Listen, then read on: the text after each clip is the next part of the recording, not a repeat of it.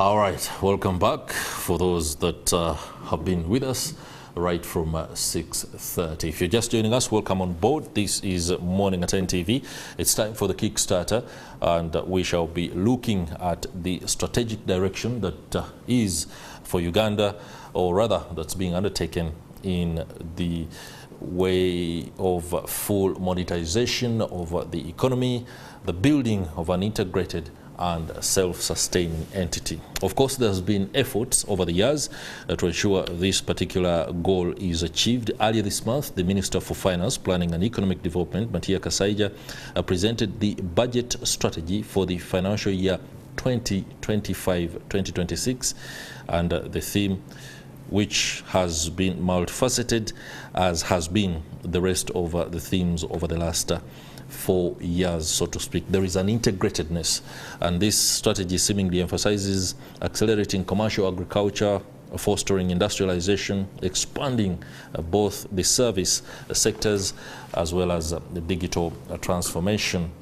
The President reiterated last week and called for full monetization of the economy, but the actual question we are asking is, how do we find the answers to the economic struggles that are taunting Uganda, and will this be actually implemented rather than the lip service that we have seen over the years? In studio this morning, I have with me seasoned commentators and political actors too, who might be privy to the dealings within the corridors of power and how the wheels of the economy are run. Whether they are the ones who might have the grease that Uganda needs remains to be seen. Welcome to the program, Joseph Ochieno, political analyst and seasoned commentator. And UPC Guru. UPC stalwart. So let's keep it at that. It's a pleasure being here. Okay, you're most welcome. We also have with us Honorable John Musila. He is the Member of Parliament for Bubulo East and a seasoned commentator too. Many thanks for joining us again. siku njema kabisa, hoja blaze no man and is majesty plus lasai. The black man, the real man, the original man. Mr. Ochieno. Amen. Interesting there. There is a kind of flamboyancy that he exhibits, and that usually gets many people thinking, oh, what is going on? But I think keeps they do me understand. absolutely calm, absolutely confident, very delighted to be with him. And you know, as a seasoned and indeed a wise man from the East, you see power and you see authority. Thank you. Okay. Fantastic. All right. First and foremost, as I grapple with the vagaries of technology, ensuring that I am fully mic'd up, despite a little bit of a hitch here and there, let me ask Joseph Ochieno, you have had the opportunity to travel extensively, and many times I do hear that you had an opportunity to be a citizen in the UK, something you rejected. Yeah. Why did you do that? The UK economy seems to be one that any Ugandan would seem to want to be part of by virtually being a citizen there. Why wouldn't you want to be a citizen of the most monetized economy in the world? The option would be for all of us really then to migrate. And considering the topic and discussion today, when I look back, and I was having a quick conversation with my good brother John here earlier, you sometimes look back to the 70s when I was starting primary school, and the 70s when I started seeing the world, and early part of that I started now understanding basic economics, and then you go to second school, do basic commerce, and then you get privilege of studying elementary economics, and then you begin seeing global politics, global economies, and then somehow you find yourself in places like UK. It is very tempting to become envious, but home is the home. And part of the conversation we're having then was looking back to 40 years, where we possibly, as we're growing up and seeing the world beyond Uganda, we're looking at a world in which our communities flourished, our nation competed with the rest of the world. And we enjoyed our specialist coffee from Bugisu, and we enjoyed our specialist millet, say, arguably from the north, and we enjoyed our powerful matoke from the central. And then we blended it then with technology, maybe from the rest of the world, and we saw what we did trying to build our own financial institutions like Uganda Commercial Bank. Then fast forward as an average, naturally inspiring and inspired young student at Makerere, find yourself in the UK sort of by force. It's not easy going to the household of privilege, and you know that you're there as a mini prisoner, and you've left behind the flurry on the beauty of nature in your own modest average compound, wherever that may be, whether it's in Bubulo or indeed in Butambala. So quite clearly, naturally, UK could not be my home, and particularly if the citizenship was an exchange for an element of convenience, then those of us who are both commentators, economists, globalists, and at the same time politicians, would be selling Africa, and we'll be selling Africa short. That's why this topic of conversation is extremely important, that we need to be, that we are part of the global world. The only thing I can learn from the UK, as you rightly say, what is it that they've done so well that we need to learn from? I'm yet to be convinced by the suggestion being put by this government and by the finance minister, and looking at the attempted programs in the last 40 years, that any of them is really taking us to a genuinely organized, self-sustaining economy. I'm using my economy. Yeah, and fully monetized economy. I am very, very suspicious. Okay. Honorable Musila, I do agree that, or rather I think you do agree entirely with Joseph Ocheno's submission on that. But increasingly, when he talks about the fact that everyone else would then migrate if going to an economy that is far better than yours were the case, we increasingly see labor migration. Yeah, sure. You know, there's a lot of young women and men who are going to the Middle East, to the Eastern Europe, and increasingly Canada. All this is down to the fact that the economy is struggling, squeezing them. They can't find space, they can't find an opportunity to make money, and therefore ensure a decent living. These are all factors that are down to the fact that monetization is still a great challenge for us. Sure. And government has been up to a lot of initiatives. Maybe as a legislator, you are aware of the strategy as is, but also what can work and what won't work. Yeah, sure. And I want to say thank you, my brother, for choosing Africa and remaining a Rastaman. You only need to know the aspirations of younger people, your age, your cohorts, is quite very different from those of us at this level. But you must take cue from people who have been in the West. That's right. I've never lived in the West, but I've visited all these countries in UK or almost all over, in America and everywhere. And my young man Higenyi, you only need to have been there even 1 week, and you will never love living in the West. You are simply, your head is in the jaws of the lion over there, out of racism, you know, what would, is everything almost formalized. I can't talk to you the way I'm talking, and after here we go out. I've just had a very good tete-a-tete with him, a very good intellectual intercourse with him just before we came here. And you can't find that kind of thing. No. Given the weather, these are people who are cursed.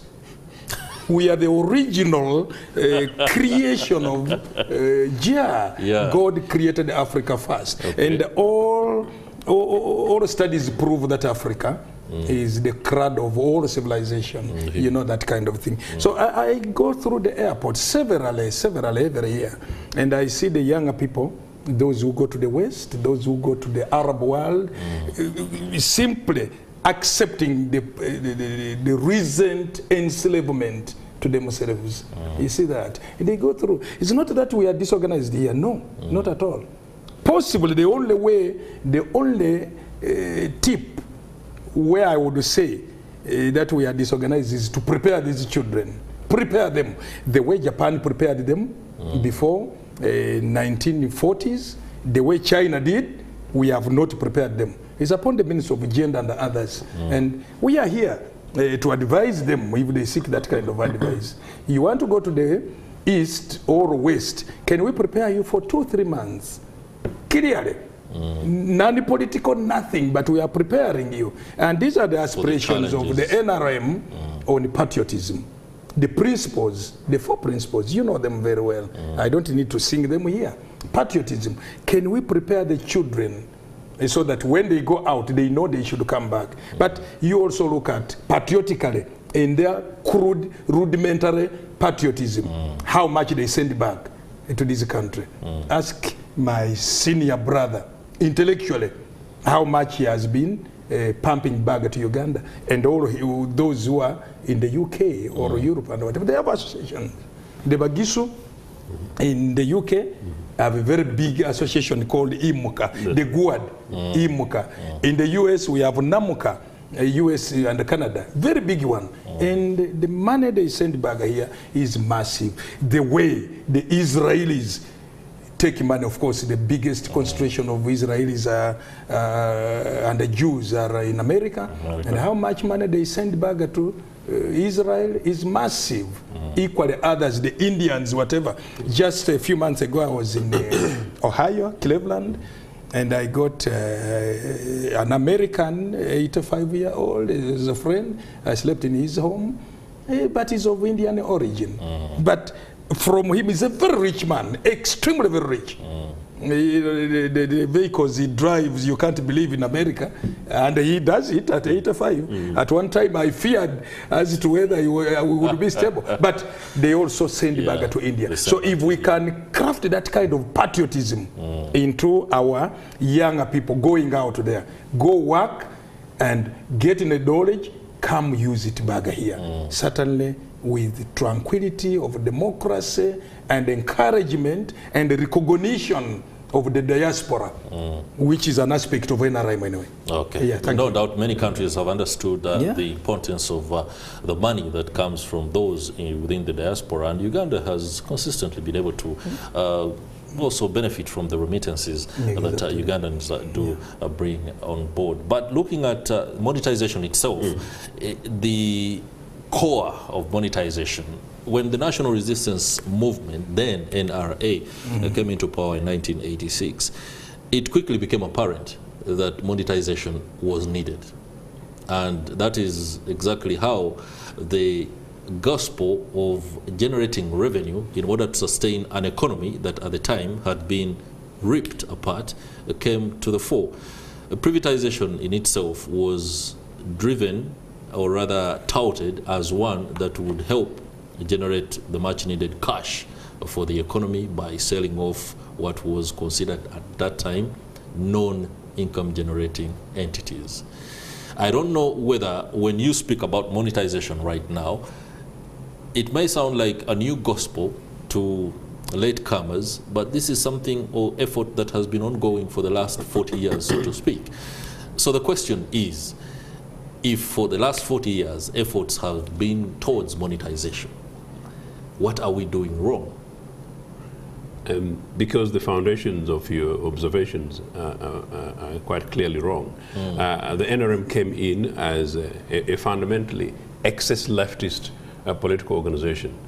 So for the first 2 years of NRM, they actually sank our economy, and they sank it so badly, to the extent that in attempting to re-establish themselves as a political party and a governing political party with a clear sense of direction, they even attempted extreme barter trade. You can remember when, and that's not necessarily monetizing an economy, I think that's basically a loss in this sense, when we had to trade with Libya, and it was possibly our oil for beef, and arms from Cuba for coffee, kind of stuff. It was then a push for the naturally so-called then Marxist economy.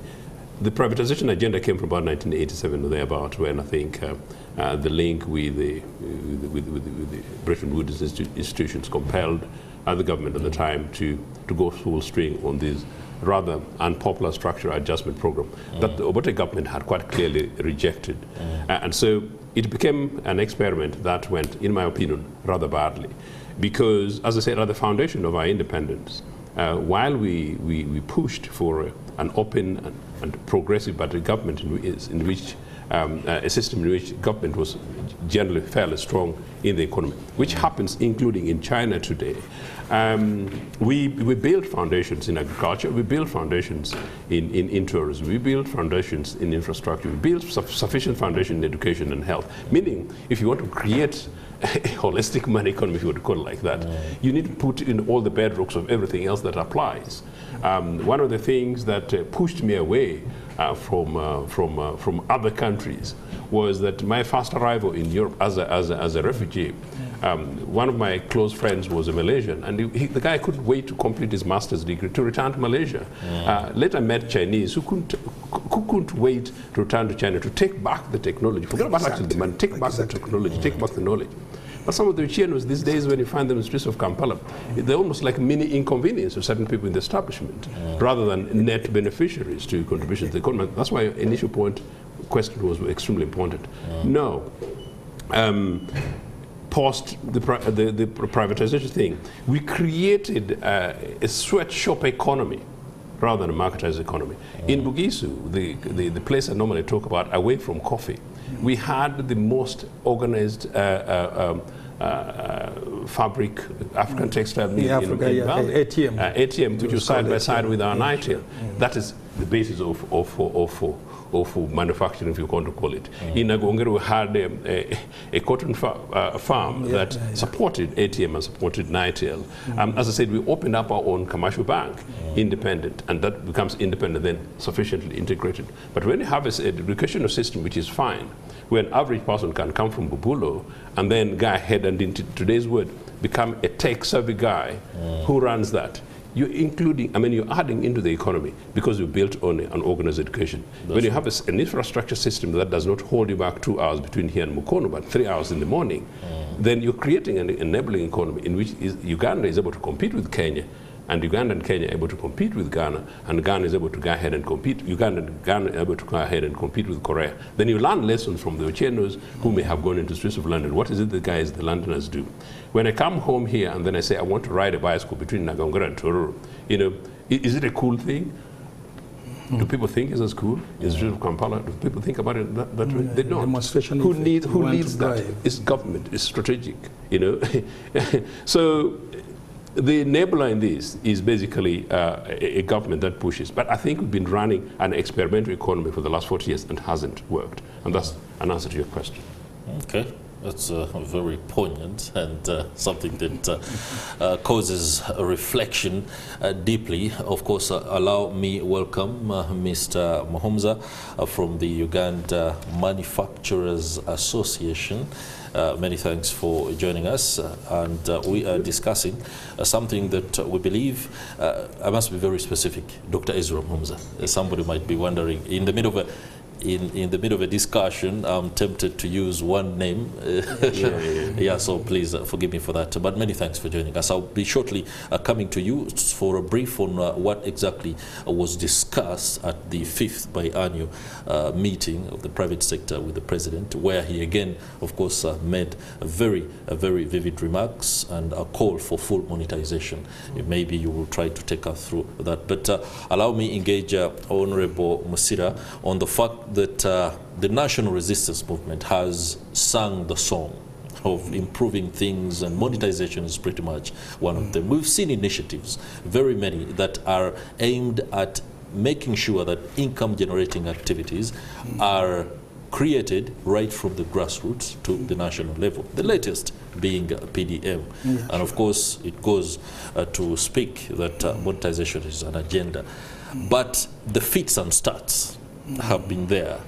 I don't know whether it's the wrong question to NRM Honcho to ask why it is so, but I would love you to step away from the frame that is the National Resistance Movement, and look at how PDM and all these other initiatives that have been undertaken or introduced by government have contributed to monetization of the economy without necessarily appearing like we are taking 2 steps forward and 3 backwards, which essentially means we are stagnated.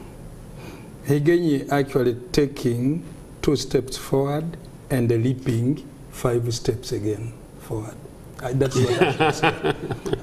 My brother Ochieno knows it is not 40 years. We should be counting from 1966 when we actually, Dr. Bote, almost single-handedly, without the intellectuals of the time understanding, the Western tilted type of intellectuals couldn't understand what he was up to, made this country a republic. Kudos to him. He's gone. He rings in my mind. It's good that I didn't carry the common man's charter, the blueprint. The book, the blueprint. Yeah. Actually, I've said it. It is written the blueprint. I wish I remembered to do that. Now, one, it is the journey, the economic, political journey of 60 years. Remember in the 60s, deep down there, I was born in 1965, but I can go back to my elders, to my father, and many others, and the catchwords by CMC, Common Man's Charter, was poverty, disease, and ignorance. That's what we were fighting. Yeah. Bring the people to appreciate that they are poor and have been made poor over almost 70 years of colonialism or so. Because when colonialism comes here, it finds a very robust economy. The fact that I read this book and I had to reprint it in Britain just recently, the Rusco's book. Yes. He was here in 1885 onwards. And he tries, this is a British reverend, he tries to comment on the type of economy we had then. Very robust. And if you read it, my dear young man, you will see what economy we had, what economy we did during colonialism, and what we have today. So poverty, disease, and ignorance was the fight 60 years ago. Certainly, the Common Man's Charter comes to the 10-point program. The fact that my brother has just insinuated that NRM was more tilted to communism or socialism, I don't know which one is which, although I'm a political scientist, and I don't want that kind of discussion here. We don't have the time. No, we don't. We don't have the time. But I wish to say, it wouldn't have been so that the president and his honchos in the bush under 0.5 of the economy, under the 10-point program, already cites and says it should be mixed economy. Mixed economy. So he comes to power with the 10-point program, very sure that he must run the country on mixed economy basis. This is why at one time in UK, some journalist, I think, I don't remember the name now well, he says, are you pro-West or East? Are you pro-West or pro-East? The president answers him, I'm pro-Uganda and pro-Africa. And this is what has manifested today. What is the mission of Africa? You go back to the OAU 1963 in May. Why was it established? Why did the Africans at the time, Kwame Nkrumah and others, led by Emperor Haile Selassie, then come to say, can we come together? Including Nkrumah radically saying, can we become a United States of Africa? Which of course was fought down. So those aspirations are what creates a mission. And any Pan-Africanist, you know, Pan-Africanist is loose. When you say Pan-African, is loose. We are supposed to be Rasta. That's why I'm Rasta. You know, when you say Pan-African, you are getting the Arab world, who are also Pan-Arab of Northern Africa, but the black people. Now we come down to identifying the mission for Africa. And the mission is the one which makes us on the principles. How do we fit into the mission of Africa?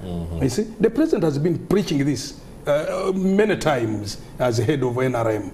but also as a patriot. I speak here as a nationalist, Okay. my brother Hikenyi. Now, the 4 principles, Takosachi. And under this, we have been consistent, beginning with Entandigwa, Bonaba Gagawale, coming down the plan for modernization of agriculture. Before you became a man, what you are today, you saw famines in this country, what not. We became a failed thing. Then from there, we come down to NADS, OWC, and today down to the parish, about 11,000 parishes with PDM. You get me right? Consistently over the 40 years, but also not forgetting our history. Rasta believes in history. History is our destiny. And if you don't marry the 10-point program with the Common Man's Charter, the Nakivubo declarations, the economy which was completely outside Africa. People are in Africa by bodies, but elsewhere, the declarations of Nakivubo become very radical, and Obote risked that, and they went for it. All right, thank you, Honorable. What we do pick, of course, is the fact that the political economy will be very crucial in defining the kind of transformation that the country needs. Allow me engage Dr. Ezra Muhumuza. You attended that meeting, did you, with the President? I did. Yes. I want you to draw us the picture of the President's remarks and what exactly he wants, because when we hear all the interventions that have been undertaken over the years, and then again it's the President we hear speak about the fact that he wants some things to be done, we begin to wonder who should be asking. We should be the ones asking the President to fully monetize the economy, not the President asking other actors to actually come on, get on board. Yes. What was the sentiment like? The sentiment is that he was speaking to the people of northern Uganda and trying to do an assessment of since rebuilding of northern Uganda started, where are they, what are the enterprises they have come up with, and then resonate with the government programs where they are. So that was the gist of the matter. But in respect to monetization, he of course identified that they are a little bit behind the rest of the economy. And this takes us to the question of why. So we are saying there is one part of the country, in my view, and the full economy we call the rural economy, seems to be detached from the urban economy. Okay. And this is the reason why is that the economics that we are playing as a country, we are concentrated on macroeconomic indicators as indicators of the success. Not micro. So when you look at the apparatus of economic engineering, we are talking of Ministry of Finance, we are talking of Central Bank, we are talking of Parliament budget allocation, and these are concentrated on the national level parameters. That's right. And the local economy parameters have been ignored. And this is the signal that is reading why we are now feeling that the monetization is not equally distributed. Because in Kampala they are, when you look at signs of monetization, they are there. But deep in the villages, that economy is not monetized. And this is what the President, in his speech, was signaling. So I think our case is to interrogate why is that one part of the general economy is monetized, or the rate at which it is monetized is increasing compared to the rate at which the rural one is increasing, is slower. It's slower. So, in my analysis as a simple economist, I pin 3 factors. Factor number 1. Very quickly. Yes, maybe I could explain one and then we go into your break. It is about what is that is being monetized. Monetized is what? We have 2 parameters that we have to distinguish. There is variable asset or something that is valuable, something that is marketable, and something that is monetarizable. So right now in the villages, that's why for anyone to take his child to school, for anyone to take his wife to deliver, they sell land.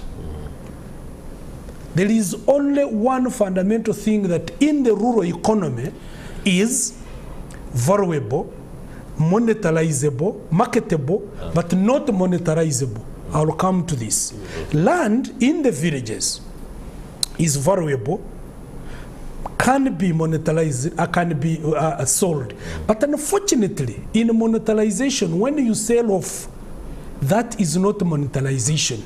That is disposing of. You're disposing of. The land, our land tenure system does not have a framework for leasing.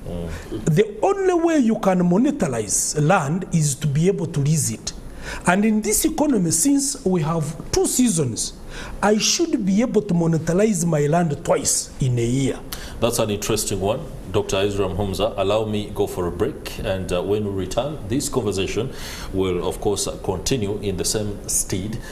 But we are also hoping to hear or get an update from Buya, where a school that was gutted by a fire over the weekend is grappling to stay on course, especially as the 3rd term gets underway. Do stay with us. We'll be right back. This morning at NTV, Stephen Imbidom Fefeswe Chibuga. I'm coming to you from Chinawataka. This is on the suburbs of Kampala, and specifically this is in Nakawa division. A tragedy befell the people of this area because the school that is Sideview Education Center here in Chinawataka was gutted by fire Saturday night towards midnight there, between 9 a.m. to midnight. Residents around this place were battling to cool and put off the fire, but it took some time before the Uganda Police Fire and Rescue Services Division was able to be here and help them put off the fire using the trucks that we are able to bring in some water. But you can see that a lot of property was destroyed here because this school had many of the structures wooden, and at least the classrooms that were of wooden material, the structures that were erected here are now completely down. But also there is also a water tank that was also aiding the services here at the Sideview Education Center was also gutted by the fire that was raging to leave nothing standing. You can see there on the screen that the fire also left the tank down. But also when you move closer to the premises, the other premises of the school, you will be seeing here on the camera that also the textbooks and exercise books of the learners were also left burnt to ashes here at Sideview Education Center. Of course, many people, even local leaders from this area, the mayor, the local leaders were also able to come here on Saturday. But I'm here to understand, this being a Monday, just a day after the school was gutted by fire, what is the plan like? Because this is a promotional term. How are the learners here managing? How are the teachers, the authorities here? How are they handling this situation? I know that this is the second school in just one week after the resumption of 3rd term for this education sector to be having this inferno. Of course, on Tuesday, I was at Chibuli just a few hours after that Kakungulu Memorial School, that a school that was named after Prince Badru Kakungulu, was also gutted by fire on the day the school opened, and that classroom, that dormitory for Senior 3 was also left to ashes at Kakungulu Memorial School. But here there is a gentleman here who's also trying to collect some stuff to clear a way for the reconstruction of classrooms here, which were left gutted by fire. But also the fire also was able to stretch beyond that iron sheet. Going behind there, you could see if you are able to be here, you'll be seeing that also other structures there were also left gutted by fire. This school, I'm told, has been in existence for over 10 years, but is still not yet licensed by the Ministry of Education and Sports, just because they had many structures where learners were having their classes which are wooden, under wooden structures. And I'm told by the Education Office of Nakawa that the ministry couldn't go ahead to license a school that is having lessons in wooden or metallic classrooms. They have only to conduct classes in well-established classrooms that could be set up by from bricks. And I'm going to be taking you to a classroom where you could see that this other side, at least classes are resuming from this, at least this block, which was not gutted by fire. But also on my left-hand side, this was also another structure but that was gutted by fire, but it was also left down. But I can see now they're putting up a temporary structure. I'm going to be understanding what exactly they are trying to do here. Will it be a kitchen? Will it be a classroom? They will be letting me know, the authorities at this school, they will be letting me know. But also what you are seeing here is also just temporary, was put up yesterday to make sure that at least they put up something to have some operations. You can see that these fresh structures that have been put up, the poles were brought yesterday, and they're trying to see that they set up, it could be either kitchen or classroom. But let me engage the head teacher of Side View Education Center. He's Mr. Mpima John. He's going to let me know what is on the ground for now as Monday opens for other classrooms. Good morning to you, Mr. Mpima. Sorry for what happened to you on Saturday. Sorry too. You are welcome. This Side View Education Center. The instance happened yesterday but one. And almost everything got burnt. But as people, we remain strong, and we thank God for the gift of life, because no one got injured among the children or teachers. We made an alarm to the police immediately. Unfortunately, the fire brigade late reached, but they reached and they secured the other things. So when yesterday happened, we had to gather a meeting with some parents. Parents were there in place. Exchanging words what we should do so that we can move aside. Okay, when you exchange words and seeing what you can do, what do you agree, the teachers, the administration of this Side View Education Center, but also the parents?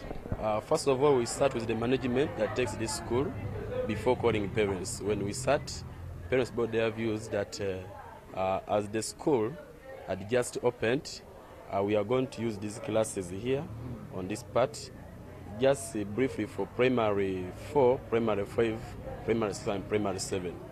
Then as we put temporary rooms so here... only 3 classes? 3 classes are here now, 3 classes per now. Because the press views actually wanted yesterday to start finishing up here, but because of time, and children are still studying, it couldn't be possible. That's why we are putting this temporary one here within this short time, 1 month or 1 month and a half. Then as the term ends, then we put permanent houses here, or permanent structures here to be in a safe place, not like at first. So when you say you're going to operate 3 classes, that means people to nursery will be affected, will not be in school for the rest of how long? We agreed with the parents. We give them like 3 days. After 3 days, we shall have organized ourselves, then the other will also join in. That is from primary 4 downwards up to baby class. But for now, we have 3 classes which are operating. But within by Friday, or by Monday, maybe maximum by Monday, everything will be done. And actually, other than we'll be bringing children here, sending them back at home. Friday or Monday. Finally, for you, this school has over 500 learners. Yes. Almost around over 100 are here. Yes. And for the food, what will be done for their feeding? Because I cannot see anything like a smoke around the kitchen here, because the kitchen was also burnt. What is going to be done for feeding them? These children, just even yesterday, however much you are seeing this, but those eating, those break and lunch. So they are going to have food food is always bought. Even though the fruit was in the store was burnt, everything we had shopped, we had shopped posho, we had shopped beans, but they all got burnt. Is there any help we need? There is the help we need. Maybe before I say for any help, I want to thank the parents of Sideview. Indeed, they have done great work. We have been with them here since yesterday. They have been here, giving support whatever they can. Those who bring money, those who bring anything, I thank them. And I also want to thank the whole community of Nakawa for endeavor to come and really rescue us in what happened. I thank my colleagues from different schools, the nearby teachers. For now, we shall request help. You know, when something happens, it depends when you have everything has gone. Because when there was something, but it was also taken, actually was also burnt by fire. So we just send our request to the government. Please, we request for support from the office of the Prime Minister. Please.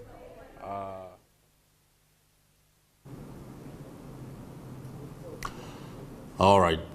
There we have our Stephen Mbide, who is speaking to one of the residents at the school. Of course, very unfortunate incident, and the latest in a spate of fires to be recorded across the country. I do hope that particular trajectory can be halted and our learners can stay safe. There are so many things to look at, especially when trying to understand why these fires are being rampant. We shall, of course, have an opportunity in due course, should be during the week, to discuss these fires. But allow me return to the studio and continue our conversation on ongoing efforts to monetize Uganda's economy fully so that each of us can be able to benefit. Before we went into the break, the official from Uganda Manufacturers Association, Dr. Ezra Mhumuza, was opining on a three-pronged approach that he thinks, or rather believes, is one that should be able to give us an understanding of where we are and most importantly how we can get into the monetized economy. Doctor, please do continue. Yeah, thank you. I was making a point that the variable asset, the variable thing that is close to a person in the rural economy, that's right, that would be the means through which they can get monetized. The first is land. And I said that land, unfortunately, the framework that we have, the tenure system that governs land in this country, cannot allow monetization. They only say you can lease land for 25 years, for 45 years and 99 years. But the economic activities on land can, in this country, at best be per season. So I cannot be wanting, as a graduate, wanting to have a strategy of growing maize. I raise capital and then go and start something. And then I go to Honorable here and say, you have a chunk of land, can I please rent it? Which framework is going to govern us? The framework is rigid the other side. So you would think if there is a framework that allows me and him to work out an arrangement of monetization, would sign, and he leases his land to me for a month, for half a year or a year, and I have used it, he has monetized his land. But in this case, it is very rigid. So the most valuable asset is closed. Come to the possible entry point. The second entry point is what we produce, the agricultural productions. What would produce in agriculture is produced for subsistence farming, for feeding. So it is the surplus that we can monetize. But the challenge is that what is the structure of the rural market right now? The structure of the rural market is that it is monopolized by the off-takers. There is no market regulation system where in your village, all the suppliers of maize can come and say, we are here, and let all the buyers come and face us. You know what is happening right now? There is only one agent, because the rural markets were closed. Where we would say it is this particular day, everyone go there, and then the the forces of demand and supply would work. because you'd get so many buyers, but currently there are very few buyers who are stationed in trading centers and they are price offerers. The farmer right now is a price is a price taker. So that means that monetization of these agricultural products is very minimal to support the rural economy. That becomes another challenge. In the rural setting is where we have the minerals. What does the law say? When you go as an artisan and try to mine anything, the gun is on your is on your back. How do you expect? You've seen people in Mubende, in where they are being run around that all these minerals are for the nation, for the state. Hey, how do you want the local people to get monetized? Okay. Now, when you move from there, you ask a question: what are the institutions, the institutional framework for monetization of a rural economy? He spoke to something that they had during those days. There were cooperatives. Cooperatives had systems of monetizing the rural economy. Why? You would go to the cooperative and ask a loan. You would go and even keep your money there. So what happens is that currently you can only rely on a financial agent who is not regulated anywhere. They are called sharks. They have eaten whatever they lease in the money, in the liquidity space in the villages, and every other person now prefers to keep their money in their pots. So meaning we are trying to go back. Here, there was a national agenda of ensuring that there is rural banks. Commercial bank was initially a rural bank. And we had a commercial bank on most of these townships. But the commercial banks now came back to the urban economy. That's why you see in the urban economy, every street, there is a bank. But there are districts that do not have banks. A single bank. So you ask a question: how do you monetize? How do you liquidate an economy then when the institutions are not there? There would be best entry point would be the local government gombororas. What is the fiscal policy saying? Fiscal policy, for money to reach into the villages, it is the government expenditure that reaches, but all the government structures in the rural areas are not spending anything. The Gomborora chief opens there. So the other attempt that had made these villages move, the rural economy move, was the graduated tax. Because the graduated tax, the local tax would be collected there and spent there, then the monetization had started to take it up. But right now, since we have now again converted the revenue correction back to the central government, so expect that the rate at which the rural economy is monetizing is continue to be delayed. All right, very, very interesting there, and does reveal pretty much the fits and starts that I spoke about earlier in the day, and my zeroing in on the fact that the last 40 years we've pretty much seen efforts to monetize, but again the cooperatives question comes in.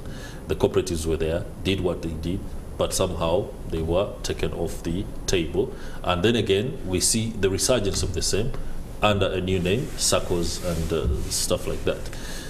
I know we can, as an economy, be or get to the point that we have to get to in order to ensure that every person benefits and is able to make money, because the most important thing is to make money so that aggregate demand is increased. When you demand, you are able to purchase. Another person makes some money, and then the cycle continues and we all grow. However, there must be a clear strategy, and this is what I want to hear. I know you might ask, you're not in government. Why would you be the one to give us a clear strategy? I have been giving them for a long time. So what should be, at this point, he gives a very good contrast between the rural and the urban economy. We seem to be going too urban and getting comfortable, forgetting the rural economy. Yet, it is the foundational aspect for nation building. How do we reposition ourselves? He quite clearly talks the economics of the economy. And after he said it, you almost find it difficult to say anything else except to say that, yes, the system has sort of failed it.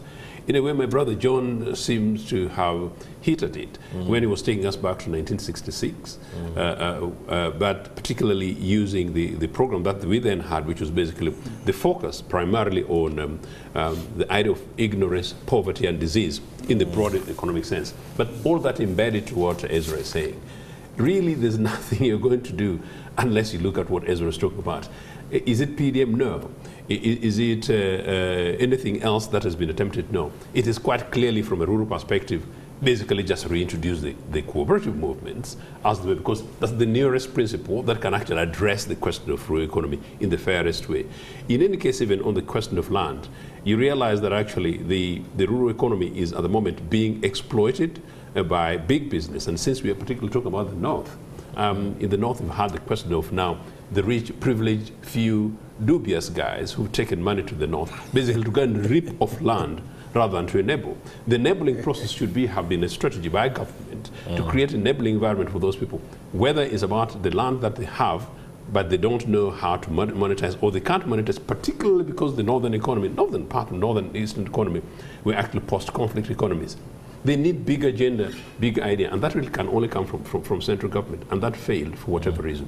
But you know, the more you talk about the North, the more, as I said, I look at my own Mininagongara on average, and I don't see how there is any difference from most of the average people. We've also discussed land. In the North, part of the North may have slightly much more land. Chris, in our East, from now really coming from Elgon down to Bukedi, we are substantially squeezed. In my own family, I see from my father's land to now my grandfather's land to now what my own family has. You know, you find many of my mini nephews and cousins, you know, having possibly equivalent of this studio for a homestead. How are you able to translate that into an active rural economy is basically literally impossible. What do? You bring in the other issue. What normally would happen in other governments, you know, in other parts of the world, and what should really be happening here is actually embedding on the principle where you focus on education. You know, when you do constructive education, you'll find possibly a child, a street kid, you know, going to get education. And if they go to good education, we can discuss the detail later. You know, that child will go, if they don't become the lawyer, if they don't become the doctor, if they don't become the entrepreneur, if they don't become the powerful anchor that you are, they may perhaps become the innovator, you know, that they're able to translate, you know, these funds into the money kind of stuff. Or perhaps they might become the Zuckerberg of tomorrow. During break, I think you're making very important points, Chris, about how our young guys use the phones, but you know, but for TikTok and fun and for likes, rather than trying to make sure that they work on programs that create money. But I've got a critical view into that in terms of infrastructure.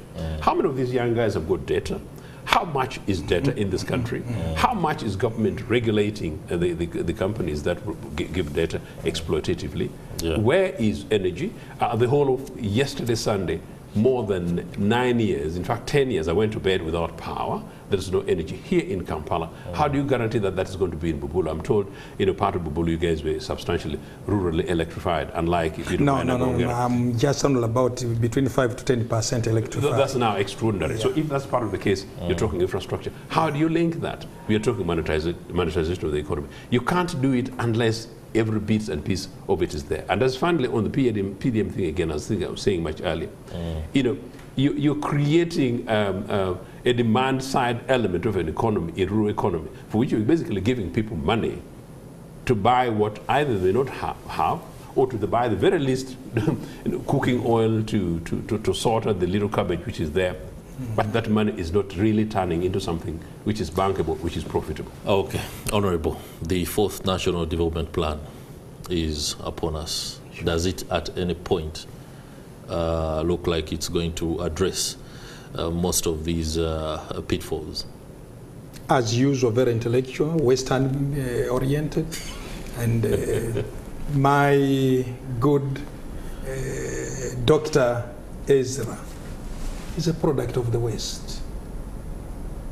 He speaks the economics of Adam Smith, the pre-colonial or during colonial type of economics. I just want you to delve a bit deeper into the eastern giants, the tigers. How have they managed to navigate economically into the either second world or even almost first world I will say one economies? thing, leadership. Good. It could be leadership, it could be anything, but also the mindset, the right mindset. And I said it.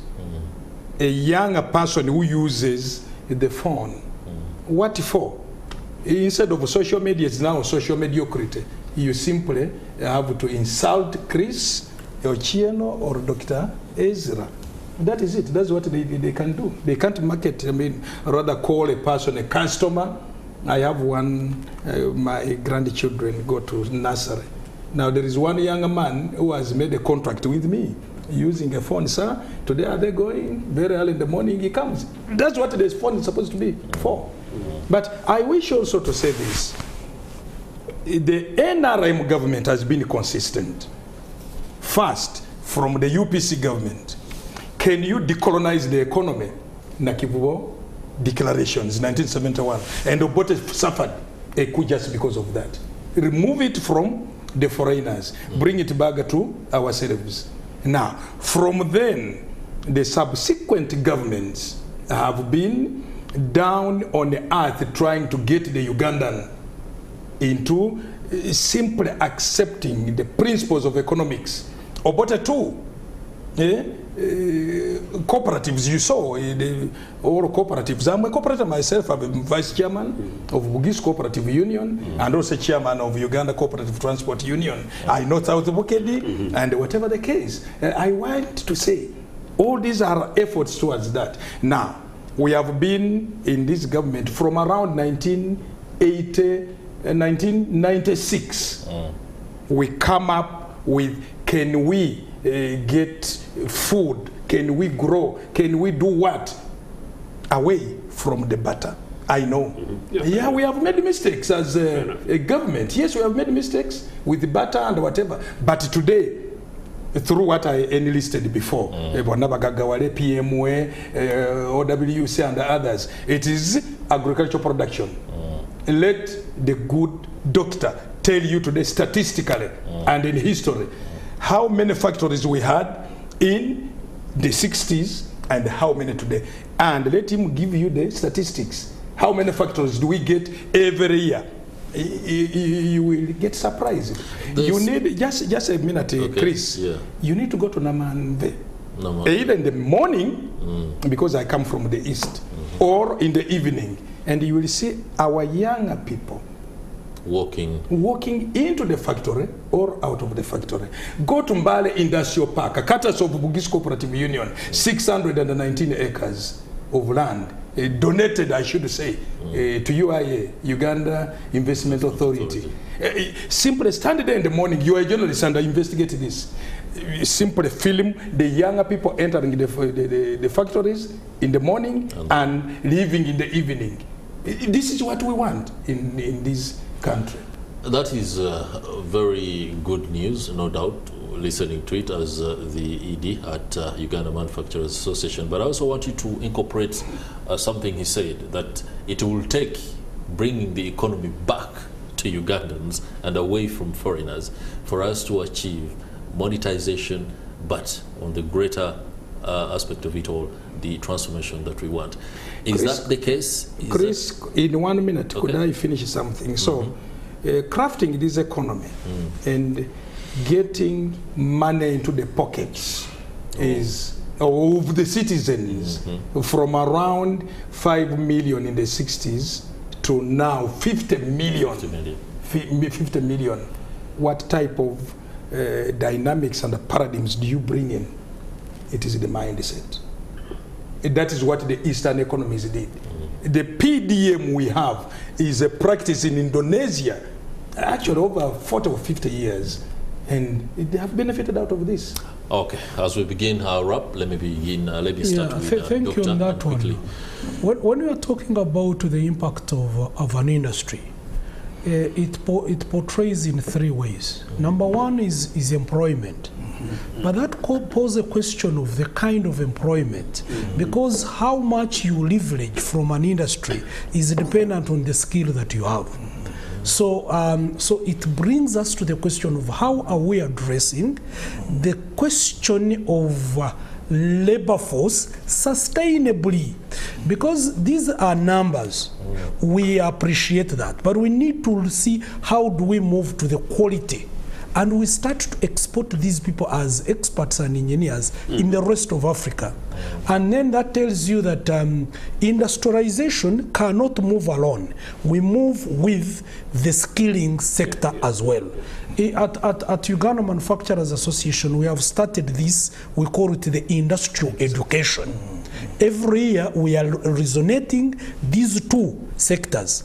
What is the industrial demand saying, and what is the education supply saying, to ensure that the skills question is well addressed, and that's when our people will be able to leverage.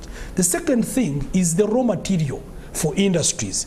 It's not good to say, hey, the industries are in Namamvi, thank you, but pose a question, where are they getting the raw materials? We have to cut down the importation bill for the raw materials and increase the domestic source of raw materials from these villages. Because when I say villages need to be the source of the raw materials, I am trying to say we trigger down that money to them. So what would it imply?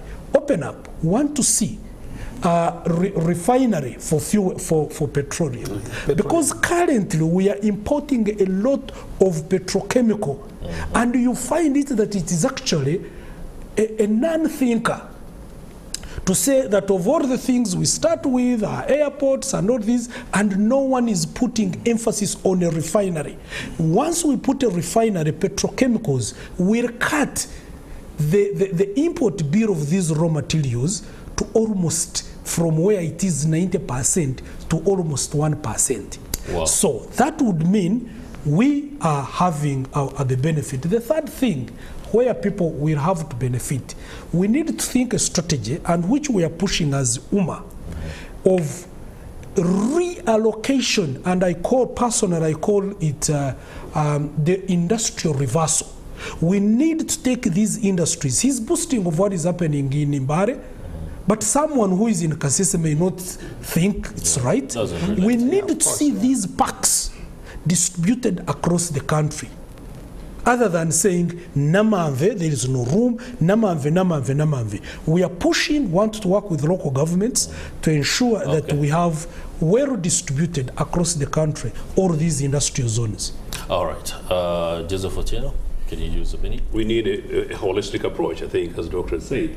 And to do that, we need to take, yes, granted, the Eastern approach. And the early independence governments took quite clearly the Eastern approach, using elements of what they could pick from the West. And for that reason, you mean therefore, you have an indigenous bank.